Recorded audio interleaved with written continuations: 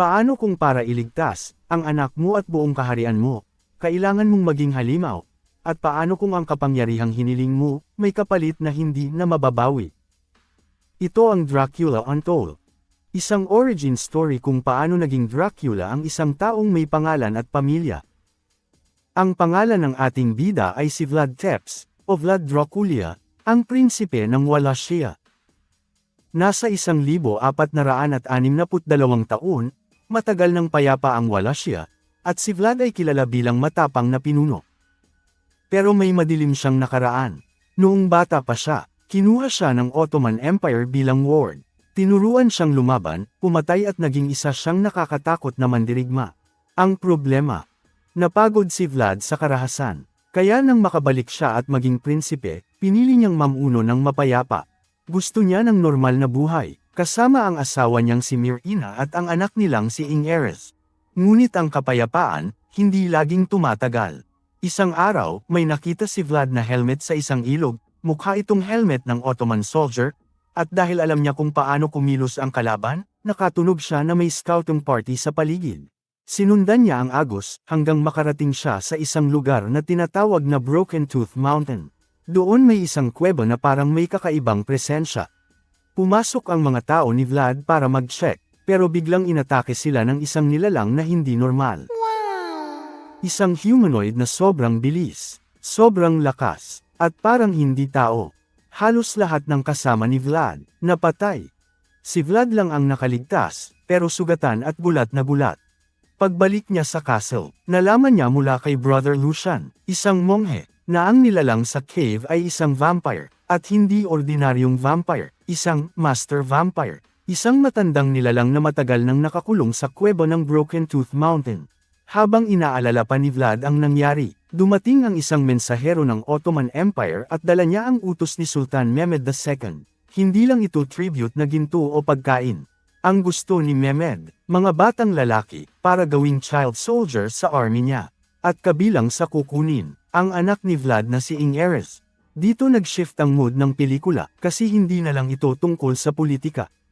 Ang ating bida na si Vlad, kahit alam niyang delikado, pinuntahan si Mehmed para makiusap, pero hindi pumayag si Mehmed. Para kay Mehmed, dagdag puwersa sa sundalo niya ang planong ito, pero para kay Vlad, ito ang nightmare na ayaw niyang bumalik. Yung mundong kumukuha ng mga bata, at ginagawang halimaw o mamamatay tao. Kaya umuwi si Vlad na may mabigat na desisyon. Kailangan niyang protektahan ang anak niya at ang buong kaharian. Pero paano, kung milyon ang kalaban, at limitado ang lakas nila? Dito pumasok ang pinakadelubyo. Bumalik si Vlad sa Broken Tooth Mountain. Pumasok siya sa kuweba, at humarap sa Master Vampire. Sinabi ng vampire ang offer niya. Bibigyan niya ang ating bida na si Vlad ng kapangyarihan. Lakas ng 100 tao, bilis na parang kidlat, at abilities na hindi kayang higitan ng ordinaryong sundalo. Pero may kondisyon, 3 araw. Sa loob ng 3 araw, hindi dapat uminom si Vlad ng dugo ng tao.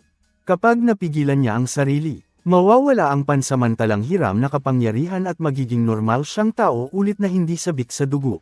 Pero kapag bumigay siya at uminom ng dugo, mananatili siyang vampire magpakailanman. At hindi lang yun, makakalaya rin ang master vampire mula sa pagkakakulong.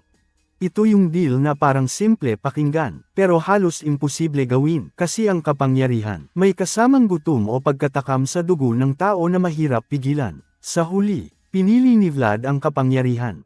Uminom siya ng dugo ng vampire, at biglang nagbago ang lahat. Nawalan siya ng malay at nabuhay siya bilang vampire. Pag-uwi ni Vlad, dumating ang unang grupo ng Ottoman soldiers, at dito ipinakita ng pelikula kung gaano siya lumakas. Mag-isa niyang hinarap ang mga sundalo, at pinakita ang bilis, lakas, at brutality. Pero kahit sobrang lakas na niya, pinipigilan niya pa rin ang isang bagay, ang uminom ng dugo, dahil alam niya, pag bumigay siya, tapos na ang pagiging tao niya. Nagdesisyon si Vlad na ilikas ang mga tao niya. Pinadala niya ang karamihan sa Kozia Monastery para doon magtago at maging ligtas. Doon sila makakasurvive habang naghahanda siya sa susunod na laban. Pagdating ng Ottoman Army sa monastery, dito na naging mas malaking aksyon ang pelikula. Ginamit ni Vlad ang isa sa pinaka-iconic niyang power. Isang napakalaking swarm ng paniki, parang black cloud na gumagalaw na kayang harangin ng army. Pero may twist, decoy lang ang ibang soldiers. Habang busy si Vlad sa labas, may maliit na grupo na pumasok sa loob ng monastery. Nagkaroon ng massacre, at sa gitna ng gulo, nakidnap si Ingeres. Ito yung moment na parang, checkmate, at dito rin nasaktan si Myrina, sa pagtatanggol sa anak niya. Nahulog siya mula sa taas. Tinangka ni Vlad habulin siya gamit ang super speed, pero hindi siya umabot. Nasa huling hininga si Myrina, at sinabi niya kay Vlad ang pinakamabigat. Uminom ka ng dugo ko. Hindi dahil gusto niyang maging halimaw si Vlad, kundi dahil gusto niyang mailigtas ang anak nila. Sa puntong iyon, pinili ni Vlad ang pamilya niya. Uminom si Vlad ng dugo ni Myrina, at doon siya tuluyang naging ganap na vampire na palaging uhaw sa dugo.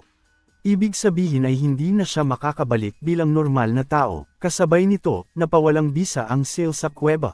Ibig sabihin, napalaya rin ang Master Vampire. So yes, nailigtas ni Vlad ang sarili niyang lakas, pero nagpakawala siya ng mas malaking kasamaan sa mundo. Ngayon vampire na siya, bumalik siya sa monastery, at para protektahan ang natitirang survivors, ginawa niya ang isang matinding desisyon. Ginawa silang vampires, para may laban sila sa Ottoman army. Tapos, gumawa siya ng storm clouds para matakpan ang araw, kasi ang araw ang pinakamalaking weakness ng vampires. Kailangan niyang kontrolin ang dilim, para magkaroon sila ng pagkakataon. Ito yung moment na si Vlad, hindi na lang prinsipe, isa na siyang simbolo, isang monster protector. Dumiretso si Vlad sa camp ni Sultan Mehmed. Hawak ni Mehmed si Ingeres, at ready siyang gawing trophy ang pagkatalo ni Vlad. Pero si Mehmed, hindi rin basta-basta. Alam niya na ang mga vampira ay mahina sa mga silver dahil sa reflection pag naiilawan. Kaya ginawa niyang armas ang paligid. May silver coin sa sahig, at may silver sword siya. Nagkaroon sila ng duel, at sa laban, muntik nang matalo si Vlad. Muntik siyang masaksak, pero sa huli, nakahanap siya ng opening. Napatay niya si Mehmed at uminom siya ng dugo nito. Nailigtas niya si Ingeres, pero ang problem, hindi pa rin tapos. Paglabas ni Vlad kasama si Ingeres, napansin niya na ang mga taong ginawa niyang vampire ay nawawala na ang humanity. Gutom na gutom sila, at kahit anak ni Vlad, gusto nilang saktan para uminom ng dugo. Dito pumasok si Brother Lucian, gamit ang cross, para ilayo ang mga vampira kay Ingeres. At dito sumabog ang emosyon, kasi si Vlad, ginawa niya ang lahat para iligtas ang anak niya, pero ngayon, ang sarili niyang mga tao ang posibleng pumatay sa anak niya. Kaya gumawa siya ng pinakamabigat na desisyon. Pinakawalan niya ang storm, pinatigil niya ang dilim, hinayaan niyang sumikat ang araw, at nang sumikat ang araw, isa-isa silang nasunog, ang mga vampira, pati siya. Pinili niyang mamatay, para mabuhay ang anak niya, at para matapos ang sumpa. Pero hindi pa rin doon natapos. May isang misteryosong lalaki na matagal nang nagmamasid. Siya yung nagpakilalang willing pagsilbihan sa pagiging vampira ang ating bida. At sa pinakadulo, hinila niya si Vlad palayo sa araw. Tapos pinatulo niya ang sarili niyang dugo sa bibig ni Vlad. Ibig sabihin, hindi natapos ang halimaw. Nabuhay lang ulit dahil sa patak ng dugo na galing sa mortal na tao. At yung kapangyarihan, nandyan pa rin. Biglang jump ang pelikula sa modern time. Sa London, nakita natin si Vlad, buhay pa. Parang immortal na. Nakilala niya ang isang babae na si Mina, nakamukha at parang reincarnation ni Myrina. At habang nag-uusap sila, makikita sa malayo ang Master Vampire. Malayang gumagalaw, at pinagmamasdan sila. Ang story ni Dracula ay hindi lang tungkol sa pagiging halimaw at sa kapangyarihang may kapalit. Kung ikaw si Vlad, pipiliin mo ba ang pagiging halimaw para iligtas ang anak mo, o tatanggapin mo na lang ang pagkawala para hindi ka maging panganib sa iba? E-comment mo ang sagot mo. Kung gusto mo pa ng Tagalog movie recap, please, like and subscribe, at sabihin mo kung anong movie ang next na gusto mo.